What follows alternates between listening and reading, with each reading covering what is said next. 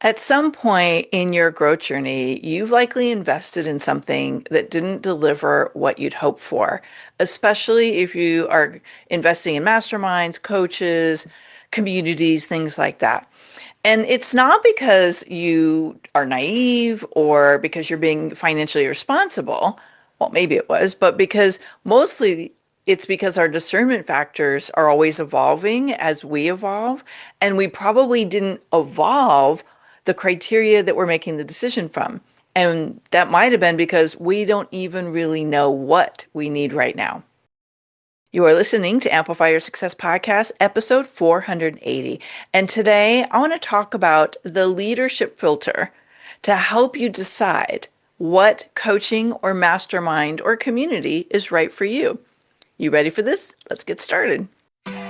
Welcome to the Amplify Your Success Podcast. Get ready to ramp up your revenue, amplify your impact, and make your mark in the world. This is the show for experts, thought leaders, and service professionals who want to shatter their limits and achieve that next level. You're going to find out from other experts and influencers how they made it. Now, let's get amplified. Hey there, inspired entrepreneurs and business leaders. It is your host, Melanie Benson, authority amplifier and founder of the Rising Tide Collective. And we're talking today about the discernment around investing in your growth containers. So that's a coach, a mastermind, a community. And I think most people recognize there's value in the proximity to a coach and or a cohort or community that can transfer new skills to us, B, teach us a strategy, and C, give us access to people that we might not get access to otherwise. And these people can be game changers for our business, right? But how do you know what's the right thing right now? Because what used to be valuable for you may not be where you're at right now. And there's a big conversation in a lot of spaces about scammers and, the coaching economy has a trust deficit. And that's, we had a gazillion new coaches enter the market during COVID because they were sitting at home and had nothing to do. And so they learned a new skill.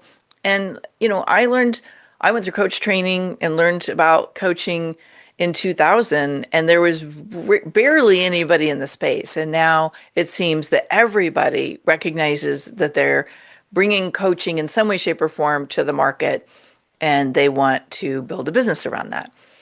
So as the consumer, it can be a little tricky to discover what is the right thing for you. Now, this is I've got one or two more episodes in my discernment series, and this one feels really important to cover because for the last, 15 years, I've had so many amazing humans come into my programs, and one of the things that we filter for in our consultation and exploring if this is the right next step for them has been like they felt like they got burned, they made a bad decision, they're second guessing their authority around decision making, they are potentially even doubting that they have the ability to get results because they've made choices that were misaligned in the past. And that's the key word here, misalignment. So look, it's not about whether or not there are coaching scammers. I mean, they are out there. I think everybody has heard of or experienced at least one bad fit opportunity they invested in. And I don't really believe that most of these people are wrong or bad or trying to do harm. I think what's really happening is there's a chronic misalignment in the process of deciding what do I need now and where I'm going next, and what somebody portrays that they're going to gain access to in their program. Now, sometimes it's because there is a belief that they're able to deliver something that maybe they aren't quite ready for as the coach or the host of this community. And I understand that. Maybe that they got training and their coach said, now go sell some people into your program when they really didn't have their infrastructure tight enough. And it could be they had excitement. And sometimes people see what's possible. And I've certainly experienced this in my years of being a coach, where you see what's possible in somebody, but you don't necessarily understand the baggage or the constraints they're in, and they can't get out of their baggage or constraints to implement and integrate. So that's why I really believe that for you, as you're listening in right now, and maybe you're considering investing in some next level coaching, consulting, masterminds, community, whatever it is, like I want you to be sovereign in your decision making. I want you to take ownership of the process, to be able to face maybe some uncertainty and fear and take control of the decision making. And what this does is this allows you to ask yourself better questions. It enables you to ask the person you're considering working with better decisions, but also I think it will kind of build your self-confidence in your belief in what's possible. Even if you are a sophisticated business owner and you're kind of wondering if this is a good investment for you, it's really helpful to review what I'm going to cover in the stage 3. What do you need right now?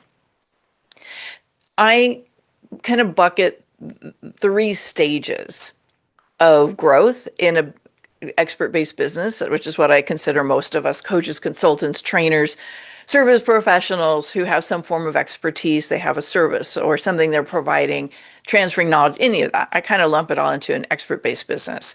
And I think there's 3 key stages that we go through. And I want to talk to each stage really quickly about what I see as the most valuable in that stage. Now, again, this is not a master class. This is just the high notes. So you may recognize some other things. But if you are in stage 1, which means you're usually in a emerging stage, meaning you're building your business, you are maybe coming out of another opportunity or another career path and you're starting something new, you're pivoting, or what you've been doing isn't working and you are recalibrating and optimizing for where you're going next. So this is usually mid 5 figures, maybe early 6 figures, or building towards that. And what you need here, and by the way, if you never did this, you definitely need to do this now. What you need here is clear positioning, messaging clarity and confidence, offer positioning and refinement. So you may have an offer, but it's not selling. And you need kind of the tactics around where you're going. And your best investment is learning skills and the strategies that are specific to this stage of growth.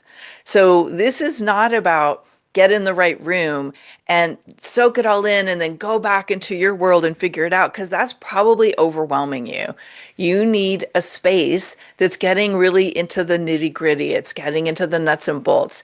It's skills-based coaching or learning, right? And training. It's framework-driven programs. So there's a beginning and an end that has a very specific outcome, because what you want is clarity to be able to integrate it and implement it, so you leave having completed this or having all the steps to complete it on your own. And you need to be able to have close proximity to someone that can help you refine and figure out what's working, what's not working. So one of the things to be cautious of, I do not believe in cookie cutters unless you have the ability to take a system you're being taught and figure out how to morph it into your unique blueprint, your unique energy, your unique needs, your unique audiences, right? Because we all have a unique element. I do not believe in the, hey, do what I did. We don't need more of that person. We need you and what you're bringing to the table, but to integrate it in a way that you can learn the process, but make it work for you. So what happens for a lot of people that maybe feel burned is they don't really get in the right room. So they're in a high level room where high level strategies are being shared, but not the how to, and they can't keep up. So you're trying to leap too fast to get to an outcome without getting your foundations in place. As sexy as it is, the promises that these higher level rooms we kind of roll out the red carpet for you around, it may be a very bad decision for you unless you have a great team, you have another coach that can help you integrate. So you need to think about that. I'm going to cover some more things why you may feel burned at wrong investment levels, but that is what is so important, is to recognize what do I need to learn that fills the gap, and who can teach it to me, who can help me integrate it, who can help me optimize it for me. Now, stage 2 is where you kind of got the foundations in place and you're scaling and amplifying. This is probably where you're multiplying 6 figures. You're heading for 7 figures. You're really clear who you are and what you do. Maybe you're going to have a little bit of refinement along the way, but this is like liftoff. And in these stages, what you really need is you need optimization. You need to keep looking, testing, tracking, how's this working for me, and aligning as you grow. You're looking for leadership and operational integration. How do I get myself out of the bottleneck stage and into more growth, more reach, more of what I'm here to do, getting yourself out of the weeds? Now, in my experience, having been in this stage for myself, but also taught this stage for many years, what works really well here is having some kind of a hybrid where you have a small mastermind with peers at a similar level with a strategic advisor where you get some one-to-one guidance. And you may find at this stage it's more about implementation support, right? So it's ideal to have peer level liftoff and growth, but at the same time, you need the ability to have that one-to-one reflection back to you. And for some people, they're like, I that's noise for me. I actually need implementation support. So you really need to know what you need right now. And if you don't have a team, you may have to prioritize that. Now, inside my container right now, I have programs where we're really focused on the visibility. And so it complements what they do with their team, but also takes some of the action steps that a team member would need to do for them off their plate. So that can be really valuable as well if you're in a community or in a coaching program where there is support to get things done. Really, you don't need more inspiration at this stage. The idea here is cleaner execution. And if you go too foundational, or you're with people who are kind of having a different conversation, they're figuring stuff out where you're like, I got that figured out, I'm in liftoff, that's what frustrates you. And oftentimes, if you don't have access to the right people at that stage, that will frustrate you. Now let's talk quickly about stage 3. So stage 3 is really about multiplication. It's about multiplying what works. And this is where you go from maybe just being one of many, many people who do what you do, and really deciding you're going to own your niche, or you're going to own, you're going to be like the only person that people turn to for what you do. It's about distinction and leadership and really owning your authority.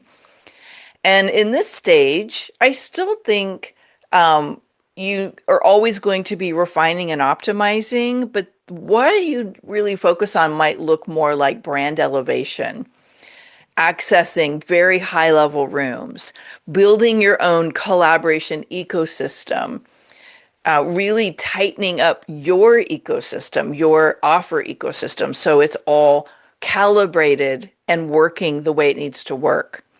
And I think what we really need at this stage is the strategic proximity to the right mentorship and the right peer group. This is where curation comes in. This is why, for me, with Rising Tide Collective, I really see, and this really does span phase 2 and phase 3, but the curation in the Rising Tide Collective is what is super appealing to people, because they don't want to be with experts who are figuring out who they are and what they do. I'm curating for, I know what I do. I am in liftoff mode and I'm looking for peers that we can co-create together. Relationship-based mastermind. So there's a lot of masterminds out there. Again, mastermind as a word has kind of gotten a little diluted because people call masterminds a coaching program. But really, a mastermind is when you are in the room with people of a similar caliber. And it's not just being coached by the leader. There may be some knowledge transfer there, but it's access to each other's wisdom. And I think this is where having the right kind of mastermind or high level community with leadership development coaching, somebody that holds space for the unique things that you're going to experience as you're starting to own being a leader, that's what moves the needle for you.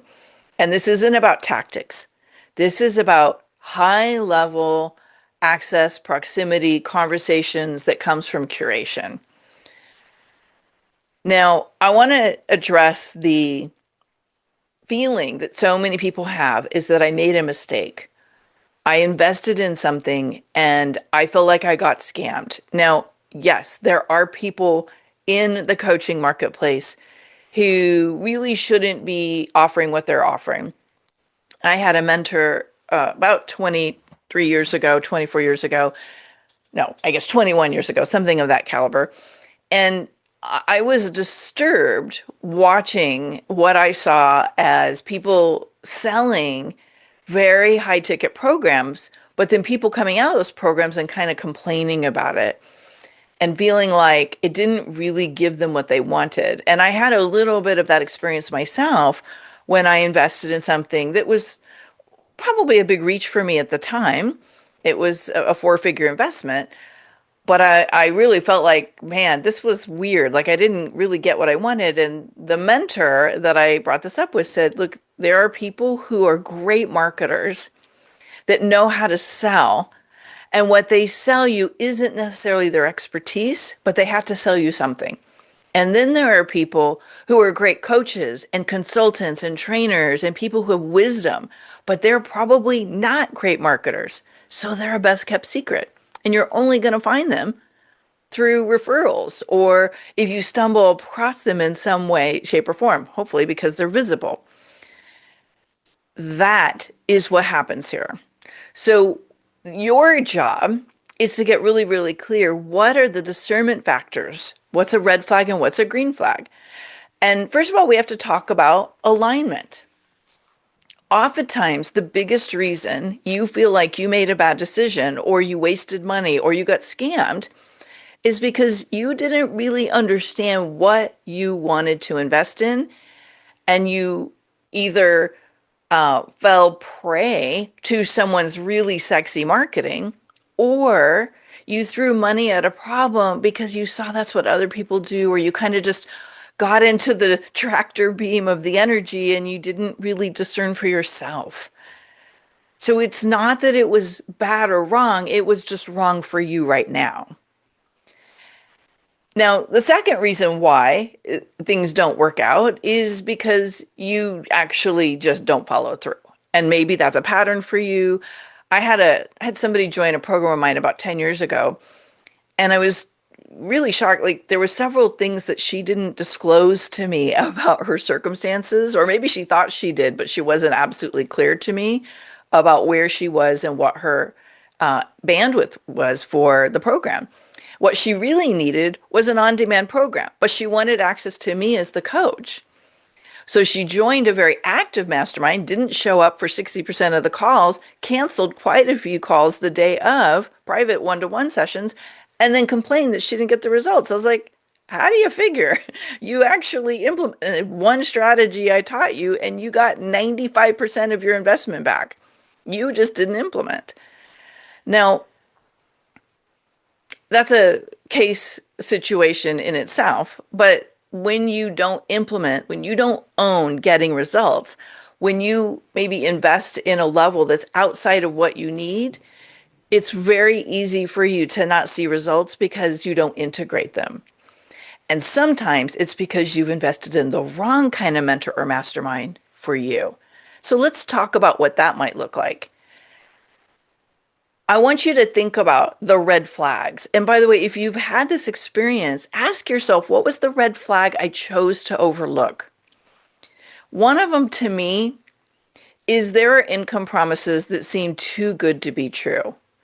Now, I've used income promises in the past, but you might have noticed I've stopped making those claims because I started to realize that the industry has shifted.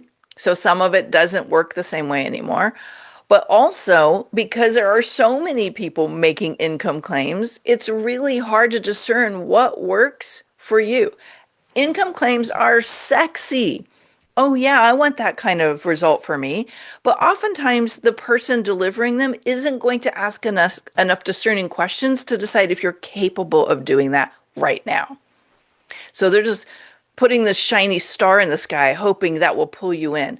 And then some people are just telling you whatever they think that you need to hear to get to yes. Either way, if it feels too good to be true, you need to go deeper into the discerning. I think sometimes there are other red flags like no proven track record. They've never gotten these results. They've just completed a coaching program. That doesn't mean they're not right. It's just red flags to go deeper into discernment. But here's the big ones. You get on that call and they make you feel small, unvaluable, like maybe you're a number, but also they are gaslighting you and telling you things where you know deep down inside this is not true for you because they're using emotionally manipulative tactics to get you into yes. That is not what's going to refute. Now, do you need some help getting past your doubts and fears? Great. There's a difference between holding space for someone to make an aligned decision and deciding if they are ready to move past their awareness of their fear, their doubt in themselves, and be a good coach versus emotionally manipulating you and making you feel small and gaslit to get you to say yes. You have to learn how to discern between those two. And then a last red flag, this kind of goes back into the marketing, but I want you to recognize if somebody has a lot of emphasis on lifestyle, they're building this bright, shiny life on Instagram or TikTok, and it's all about like, do what I do, follow me, buy this really high ticket program, and just the proximity to me is going to change everything. I don't know about that. Okay. I don't know that that's really what most of us need. Maybe. But again, discern.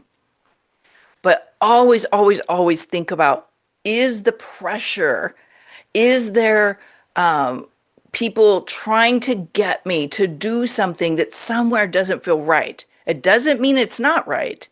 It means your energy is, your hackles are kind of getting activated and you're like, this is feeling like pressure. The right opportunities help you decide what's aligned for you now and give you resourcefulness to lean into the opportunity. That's what you want. So let's move into the green flags. There's a clear positioning of who it's for and who it's not. If we could all just have more of that, right? There's a transparent process. And there's transparency about what the limits are of the program. And there is proof beyond written testimonials. So somebody showcases their depth of and longevity of work. Like when people realize I have been doing this for as long as I have, and that I'm still here and I'm still making money, that has a very different proof of concept than somebody who has just graduated from a new program, right? There's different track records we stand on. And then if you are considering something that is a group, this might be checking in, like, well, who's in the room? Are these the people that I want to be spending time with? If I'm considering investing in a mastermind or a group experience, I want to be able to understand, are these people having the conversations I want? So either I'm going to ask the caliber of the people, or I'm going to look for a way to test drive the experience, or I'm looking for what's the factor that gets people qualified to be in the room, right? If this is not right, what am I allowed to do to remove myself from the experience? Get really clear what your red flags are and what your green flags are. And the last green flag for me is, how does this person make you feel? If you are considering working with somebody, first of all, are they willing to have a conversation with you in some way, shape, or form? Whether it's in the DMs or in real time. I think most people prefer the real time one-to-one, and or with somebody on their team that you feel trust of. But secondly, like, do you feel pushed and manipulated, or do you feel empowered and resourced? Do you believe that this person is somebody you want to have proximity to and spend time with? Do you feel like, even if this person scares you, because a lot of my clients have said, yeah, you're a little scary. And it's not because I'm a scary person. It's just they're saying yes to something that's activating a next level for them. And that in itself can be a little terrifying. But do I feel that you have a level of safety that will empower me or deflate me? These are all important green flags and red flags to consider. So let's wrap up this piece about fear.